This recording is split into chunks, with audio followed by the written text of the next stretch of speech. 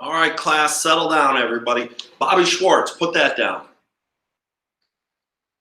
Today, let's pay attention for a reading of Casey at the Bat by Ernest Lawrence Thayer. It looked extremely rocky for the Mudville Nine that day. The score stood 2-4 with but an inning left to play. So when Cooney died at second and Burroughs did the same, a pallor wreathed the features of the patrons of the game.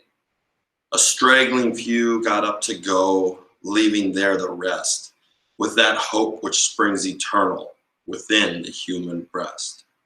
For they thought, if only Casey could get a whack at that, they'd put even money now with Casey at the bat. But Flynn preceded Casey, and likewise so did Blake, and the former was a puddin', and the latter was a fake. So on that stricken multitude a death-like silence sat, for there seemed but little chance of Casey's getting to the bat. But Flynn let drive a single, to the wonderment of all, and the much-despised Blakey tore the cover off the ball. And when the dust had lifted and they saw what had occurred, there was Blakey safe at second, and Flynn a hugging third. Then from the gladdened multitude went up a joyous yell. It rumbled in the mountain tops, it rattled in the dell. It struck upon the hillside and rebounded on the flat, for Casey, mighty Casey, was advancing to the bat.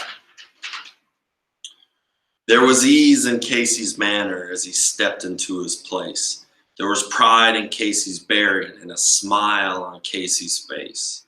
And when responding to the cheers, he lightly doffed his hat. No stranger in the crowd could doubt 'twas Casey at the bat. 10,000 eyes were on him as he rubbed his hands with dirt. 5,000 tongues applauded when he wiped them on his shirt.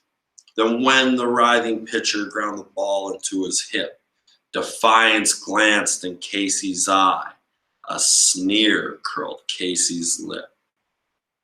And now the leather-covered sphere came hurtling through the air, and Casey stood a-watching it in haughty grandeur there. Close by the sturdy batsman, the ball unheeded sped. "That ain't my style," said Casey. "Strike one," the umpire said. From the benches filled with people, there went up a muffled roar, like the beating of the storm waves on the storm or distant shore. "Kill him! Kill the umpire!" shouted someone on the stand, and it's likely they'd have killed him had not Casey raised his hand. With a smile of honest charity, great Casey's visage shone. He stilled the rising tumult. He made the game go on. He signaled to the pitcher, and once more the spheroid flew. But Casey still ignored it, and the umpire said strike two. "Fraud!" cried the maddened thousands, and the echo answered fraud.